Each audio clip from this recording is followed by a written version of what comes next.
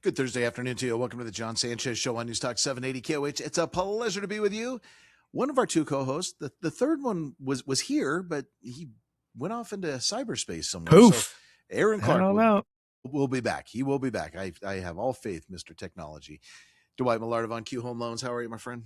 I'm doing fantastic, Jay. Yeah, the two people that don't know what, especially me, you're actually pretty good at it. But me, in fact, I just, when I can't turn my computer doesn't come on, I think it's broke. So No, you pick it up, and to be honest, you pick it up and you throw it across the room.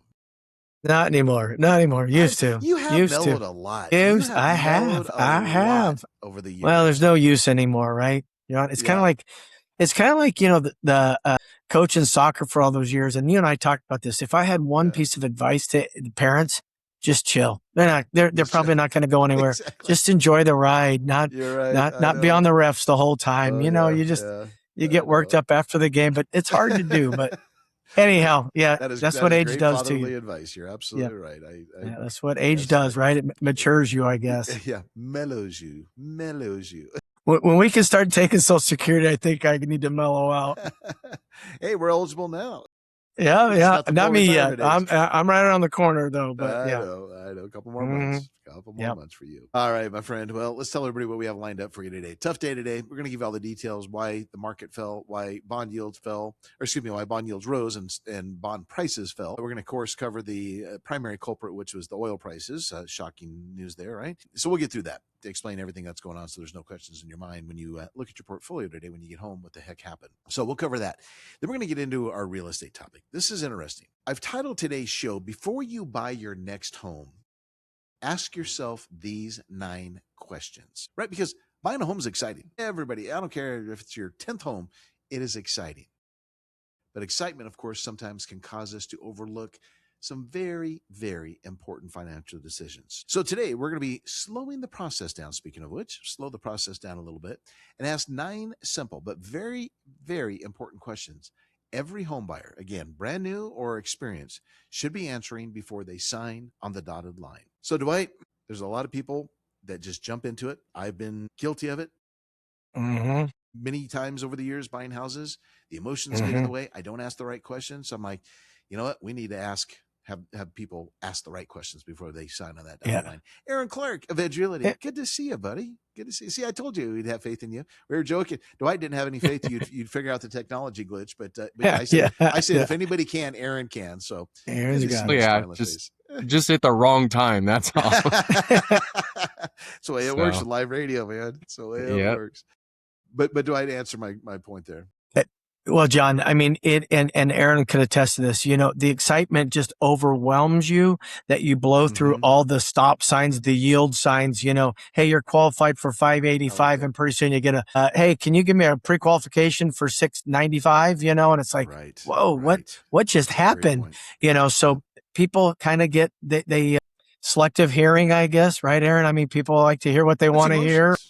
Yeah, it is emotions, but they get caught up in it. It's fun. And we always say that, enjoy the ride, but be practical and be reasonable. And like you said, be at least cover the basics, right? Of why you're doing this. Beer before the show or something. You are so calm, cool, and collected. Me? You missed it, Aaron. He was giving advice to parents that, like soccer, don't get upset. Your kid's probably not going anywhere. Don't get upset and yell at the ref. Now he's saying, just relax on the, buying the house. Yeah. What has got into you, Dwight Millard? I think you have. I don't know, John Sanchez. He sounds like a retiree is what he sounds like. Right, there you go. That's another one. Yeah, he sounds like one of my clients. You're my client, but you haven't told me you're retiring. So I'm not retiring, John.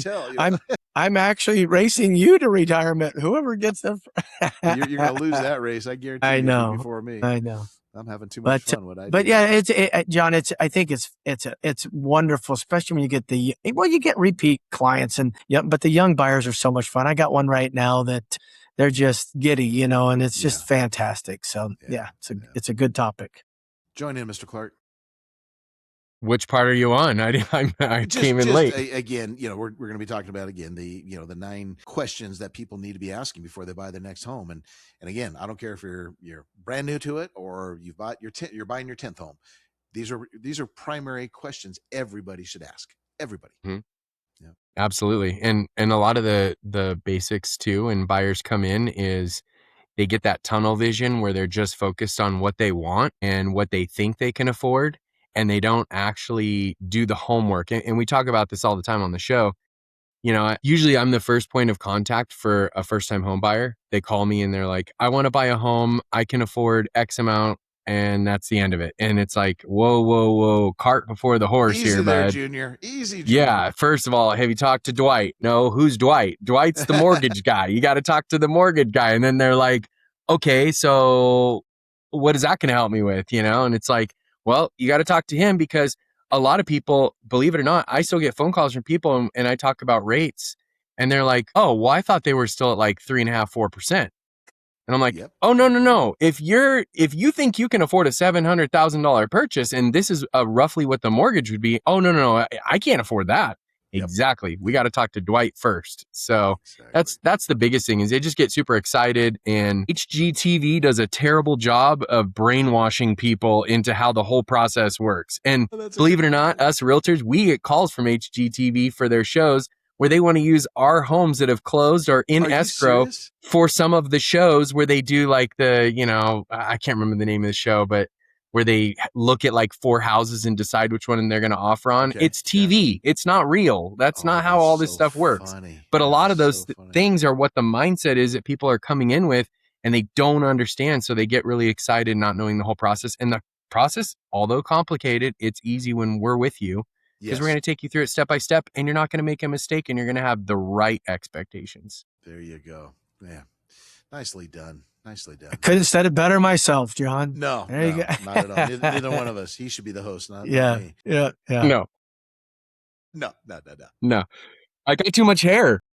That's right. See, and you won't have it, and what's left is great. I know. I don't want to lose it. I literally started balding because of the headphones. Literally, the balding spot on my head started right where my headphones sit. That's one of the hazards of this radio. That's why I use AirPods.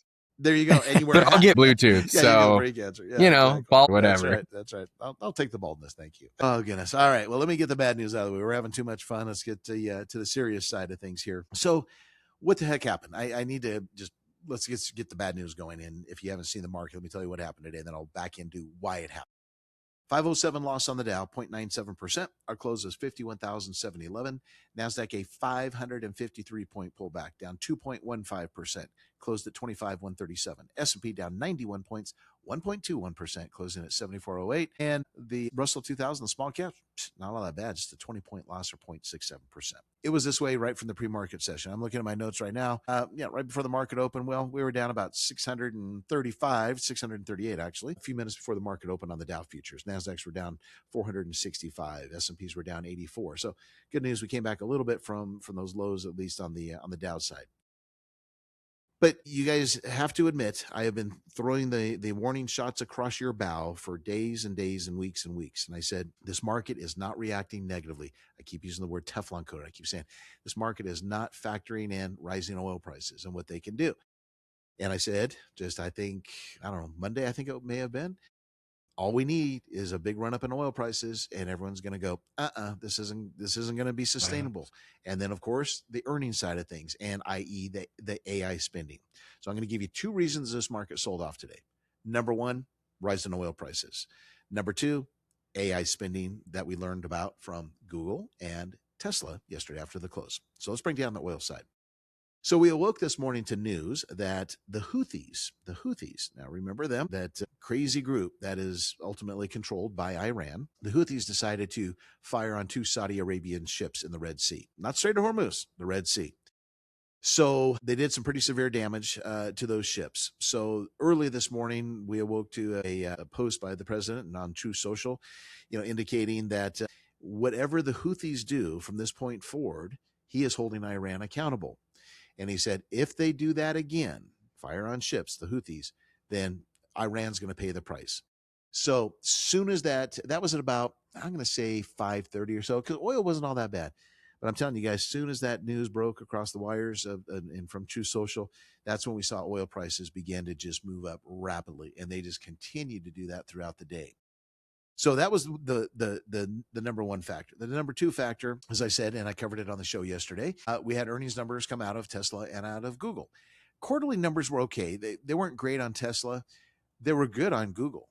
But why did Google lose almost 7% today? Down $23.57, closed at 318.34 because of the CapEx expenditures, capital expenditures. Okay. As I shared on the show, the street was looking for Google to say, we're going to be spending about $185 billion the rest of the year.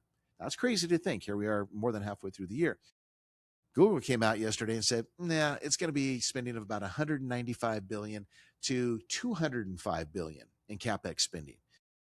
Matter of fact, Tesla is saying similar things, way above what Wall Street is looking for, and it's going to throw Tesla into negative cash flow. Then that's when the panic set in. Tesla got smacked today. $54.41 loss on that news, 14.5% decline to $319.60. Again, Google down $23.57, 6.89%. So that set the tone for today. So as you would imagine, and the analogy I keep giving, 3 steps back, 1 step forward in the semiconductors. Today was the one big step back. It carried right across pretty much all sectors, other than we had a good standout in the industrial sector today, thanks to some pretty good earnings numbers from the likes of United Rentals. I mean, my gosh, the stock shot over 10% gain, $104.65 increase. Lockheed Martin had a great earnings report, also up 10.5%. Thermo Fisher up 8.71, so on and so forth. So it wasn't doldrums and panic selling across the board by any means. It was pockets. It was areas again that are affected.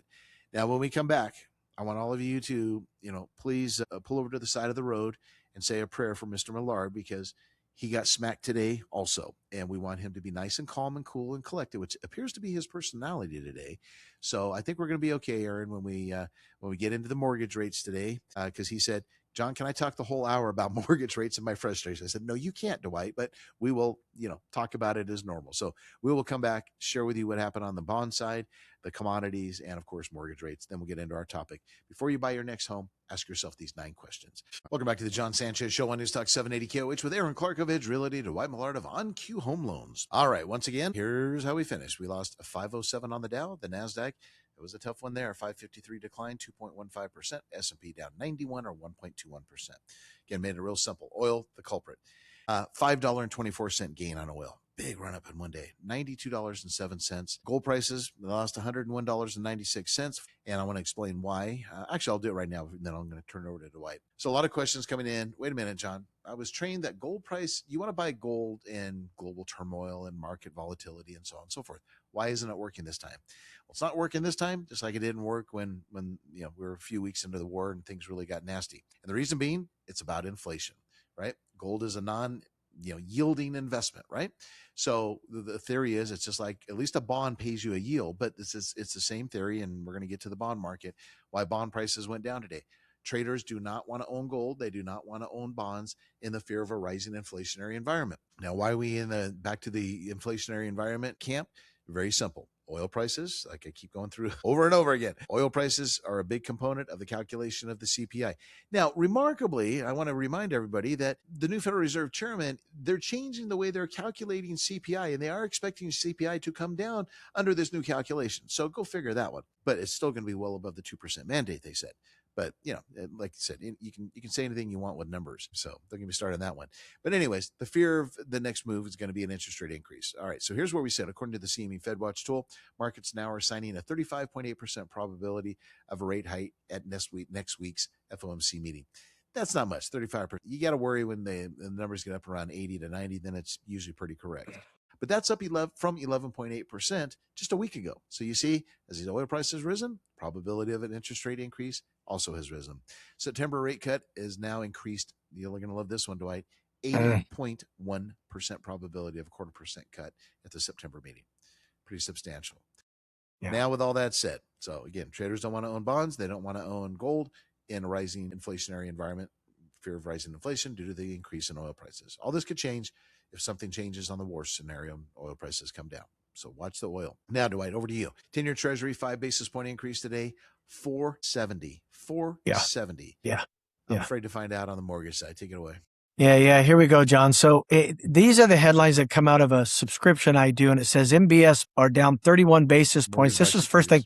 This is the first thing this morning, around 44 basis points lower than yesterday at this time, which would be Wednesday. So just to put that in perspective, on Tuesday we were 6.75 according to Mortgage News Daily. Today we've lost 10 basis points in 2 days. We're at 6.85 average. And John, keep in mind that is at a point cost typically. Remember they backed that component out years ago or a couple years ago. But one of the things I saw was that the European Central Bank left the interest rates unchanged, but warned that will lead to future rate hikes. So they're talking the same thing, right? They're just, hey, sorry, it looks like we're gonna have to raise rates and lower rates. They have major inflationary problems there. I'm surprised they didn't raise. They left them. Yeah, I think we got an increase a couple of weeks at their last meeting, if I remember.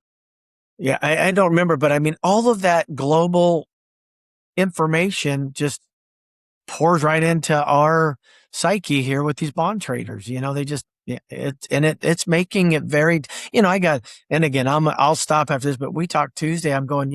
How many jobs have been affected since the Feds, I think, called the wrong play calls March of 22. Here we are 4.5 years later. And now they're still talking about, and they're still talking exactly, and they're still talking about it didn't affect them, and they're still talking about tariffs don't hurt the economy and interest rates. Right. And here we are now talking about a more of a probability of rates going up than down after 4.5 years. It's just mind blowing to me. Mind blowing. Yep. Absolutely. So. But it's before we go to break, I want to share this. This headline came across again about 5 minutes before the show started. Trump's been teasing this, and it looks like it's going to be official. I have not read the story, so bear with me. I'm going to kind of scan it as I read it to you. The Trump administration is going to impose new tariffs just after midnight. Tomorrow. Okay, wow, didn't waste time. On dozens of countries over alleged forced labor violations, according to a notice in the Federal Registry. The duties set between 10 and 12.5% will effectively replace President Trump's temporary 10% global tariff, which are set to expire at the same time as the new ones take effect.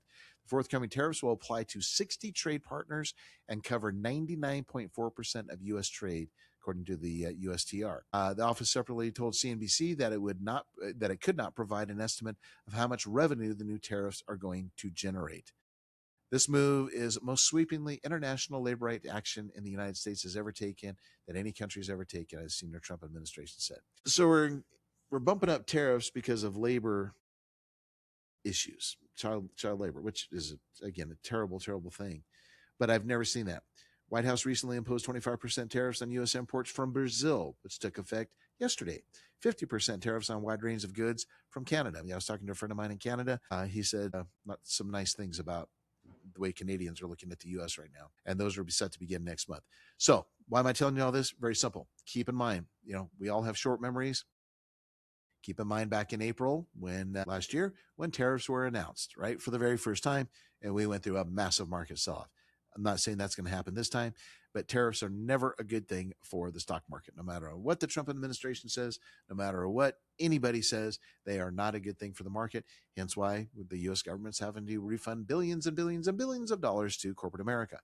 Watch this closely. This is, again, just another little check mark for people to be nervous. You got rising oil prices, you have rising bond yields. Now we've got a new fresh set of tariffs. Luckily, they're not as severe. We didn't know the amounts until the story just came out, like I said a few moments ago.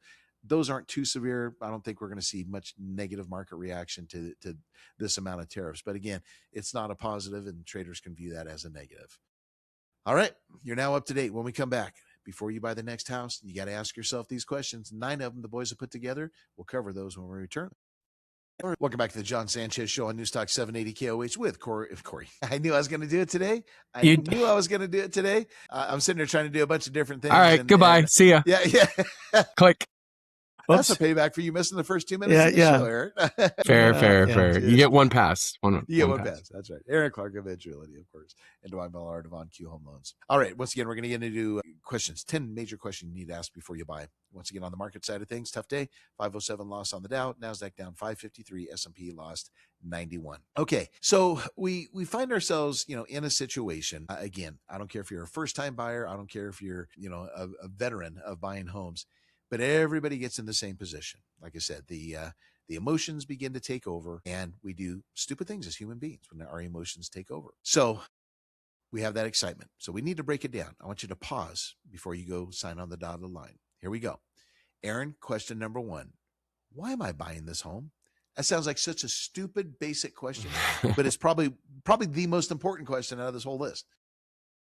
Yeah, I mean, if you're sitting there saying you want to buy a home just because your buddy did, and so you're like, well, he did it, so I should do it, or sibling or whatever else, that's not a good reason to buy a home. So, you want to go through the concept of like, processing the information and going, why am I buying this home? Is it for an investment? Excuse me. Is it for an investment? Is it to grow a family? Is it to be closer to work, better commute, timing, appreciation? It's a great deal. Like all of these different things, because each direction for the approach of how you're going to buy that home has different avenues to approach in order to do it, where you're going to be able to have the best process moving forward, financially, logistically, everything based upon what that decision is. Because I mean, we talk about all the time, like if you're selling a home because you're trying to pull money out versus leveraging that home versus 1031 exchanging that home, all those have different outcomes and different consequences and things like that. But why you're buying a home is the same thing. Because if you're buying a home for a growing family, then we're going to ask a whole bunch of follow-up questions. They're going to be very different than if you're buying that home as a launch pad into an investment portfolio. Mm-hmm. Very, very, very, very different processes and questions. Although, and even the money borrowing is different. So. Yep, that's a great point. Yeah, job relocation. I like that point you put out. That's a real important one. See that a lot. And then the retirement side, right? And we'll talk about this in more detail momentarily. Are we scaling down? If so, boy, I guarantee you want different features in that scaled down house than you do in your current house. Like not as many bedrooms, no stairs, so on and so forth. Smaller home, but bigger community. A lot of people are doing the 55 plus thing. You bet. All right, Dwight, next question is up your alley. Can I comfortably afford it? What do you go through with them, and why do you want people to ask this question? Can I comfortably afford this? Comfortably, keyword. But because I think people get tied to their house, and that's no lifestyle. That's not a way to actually own a home. You actually then start regretting it, and you get, you have remorse about buying it, if you can't do anything outside of just occupying your home. So, John, what you could afford 5 years ago is a little bit more different than today. I mean, you've had a 400 basis point raise in rates, from 3 to 7 or close to. So, I mean, your monthly payment is there's a lot to it. Your monthly payment, your PITI is your principal, your interest, your taxes and insurance. And we talked about insurance last, on Tuesday, so you've got to be prepared for what that payment encumbers, and be okay with having a little bit of disposable income after. If you don't have any disposable income after it, I have seen people just absolutely don't like their house, because of not being able to do anything.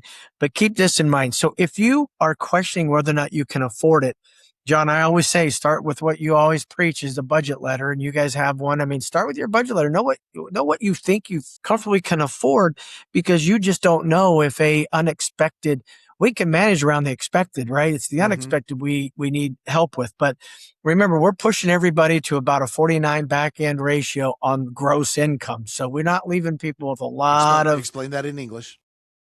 So, you get paid, what you deposit in the bank is net. We qualify you on your gross. So for example, if your house, if you make $5,000 a month, your back end ratio, we can push almost to $2,500 of your gross income, which is barely what you're not taking a whole lot more money home than that. So we're not doing a lot of people a lot of favors by pushing them. Dwight, let me interrupt you.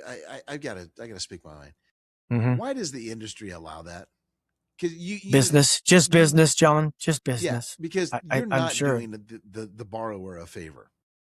Right? No. Yeah, what other industry could you get away with this? Pushing people right up to the edge of the cliff. And a transmission goes out or something. And I would always say, John, and we're not even talking about maintenance yet, right? We're not even talking about I got to get a lawnmower, or whatever the problem is. But it's just an unfortunate part. And so if you can demonstrate that you've been saving, or you have additional reserves somewhere, you have, resources, then maybe you're okay to weather any storm. But again, and then the last thing, we added on this is HOA. Yes, Keep baby. in mind an HOA I know what the purpose of it is for, but to me it can be pretty pesky, and high when it's not. But you can get a special assessment, for a project that needs to be done. And there you go. There's your whoops. We're going to collect $3,500 from all the homeowners to, redo the whatever community park area or whatever it is. Whatever. So I would I would caution people, like you said, start with the budget letter, know where you feel like you're comfortable, and then let's work backwards from there. And, this is an environment Aaron talked about with higher rates. It's going to be tougher to, get in that budget letter with some people, but hopefully there's brighter days around the corner, John. Absolutely. Yeah. All right, Aaron, question number 3 that you should be asking. How long do I plan to live here? Yeah, that's a huge question. And everyone always says forever, especially on their first purchase. Yeah. How long are you going to live? This is my dream home. I'm never moving. I'm like, that's not true. I'll see you in 5 years. Yeah, you got to know, because depending on what the time period is, will execute whether or not you're going to pick something related back to question number 1 or whatever it was. If it's going to be something that's going to be, maybe it's a good deal, it's in rough shape, so you're going to take 10, 15 years to get it to where you want it to be. You can get some great deals, especially a really rough shape home in a really high-end neighborhood, which is going to be a project for 15 to 20 years. I have a client right now. He bought a home on an acre, and it was just surrounded by dirt and nothing more out in Pleasant Valley. And he spent his goal was forever maybe, but then life changed but he put a detached garage. He turned it into a resort style home and made it everything he ever wanted it to be. And he had a 10-year plan that he executed every single day, knowing that he was going to keep it for at least 10 and finished everything on year 9. So all of those things will affect how you're going to approach the purchase. And that's why it's important to know.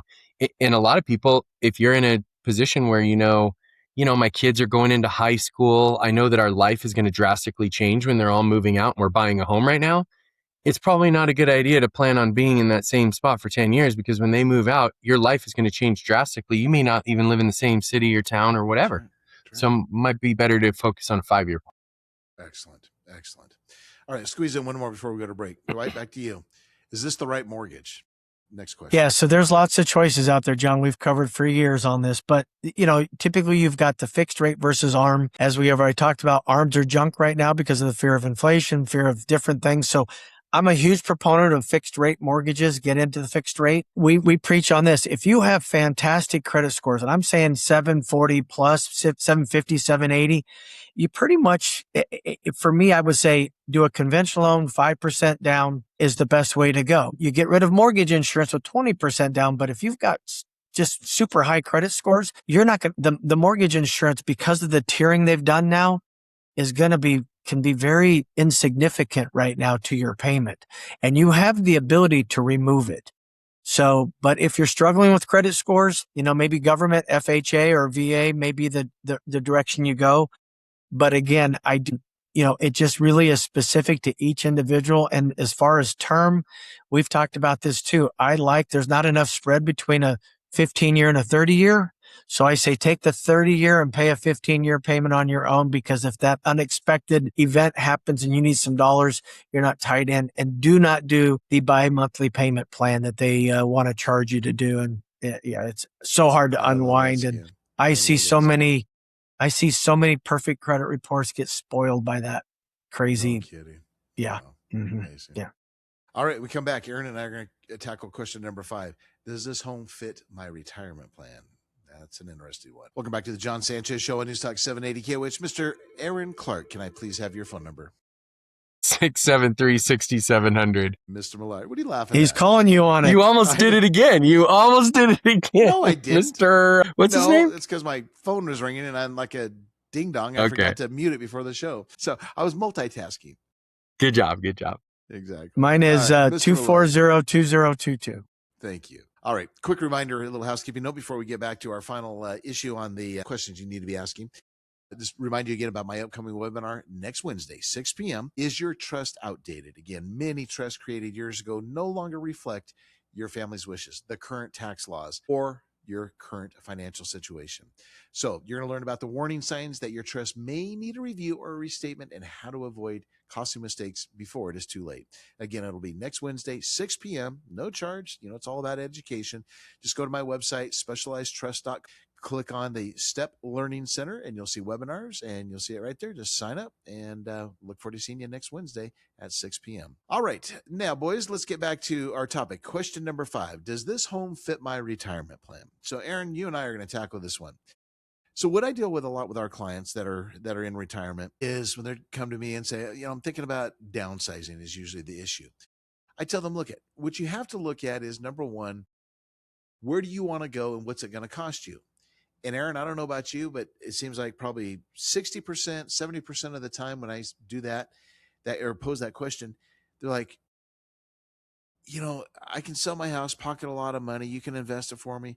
But my gosh, the new home is so expensive. And if I'm going to get a mortgage, it's going to be significantly more than what I'm paying now. So why don't I just stay where I am? And I'm like, exactly.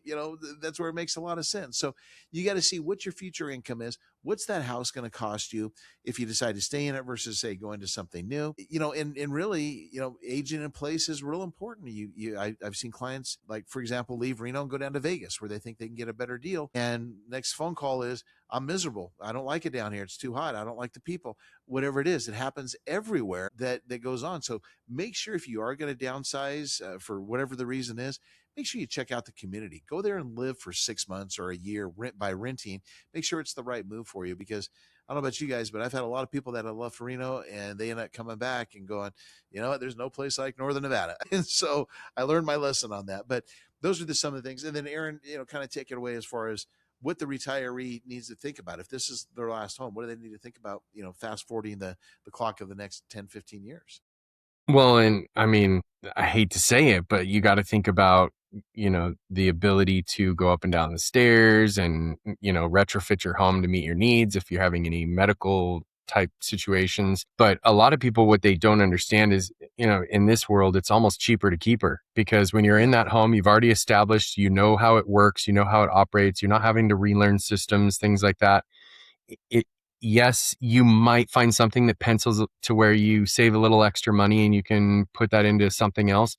But the reality of it is, a lot of people, when I see them doing that, they end up regretting it. It becomes so convoluted, and the emotional strain and the logistical strain just isn't worth it. So we can sit down, we can run numbers, try to simplify things, but it's something that we have to really take into consideration if you're going to do that, to make sure it's the right move. Dwight, question 6. How do I know if I'm buying too much house? Well, I think the obvious is that, can you afford it? Going back to that earlier question. And I think it ties in your lifestyle. I mean, I guess, only you know what your futures, what your objectives are. But, I mean, again, I go back to people who get tied to their house, and that's probably too much house. It's too much, and there's literally and there's figuratively, right? I mean, too much house, it's too big. I can't keep up with all of it, but it's too much house because I don't have the ability to maintain the lifestyle that I once had before I rented. And so those are easy to ask yourself. Poor. Yeah, house poor. Yeah, you don't want to be house poor. Not at all. All right, we can expand on that one. Music's playing. Let's squeeze in one more. Aaron, let's get down to what hidden costs am I forgetting? The biggest one out of everything is going to be your utilities, and it's going to be insurance and your repairs. Like, those 3 are the main things that when you're buying a house, you need to take into consideration. A furnace is way more expensive than it was 5 years ago. Yeah. What about closing costs? Is that a hidden cost? Closing costs, kind of yes and no, but we go over all that in the very beginning. So it's not really, most people know going in, they're going to have to pay costs to close the home. And Dwight tells them to, explains all that. So it's not so hidden, but yeah. Beautiful. And John, the problem with these other costs, it goes on credit cards. So all you're doing is going the opposite way. Yeah, you don't want to do that. Right. You're right. Yeah. All right, boys, we got to run. Thank you so much, gentlemen. Great job as always. And thank you all for joining us. I will be back with you tomorrow on the John Sanchez Show. God bless. Have a great afternoon. Beautiful. Whoops. Awesome.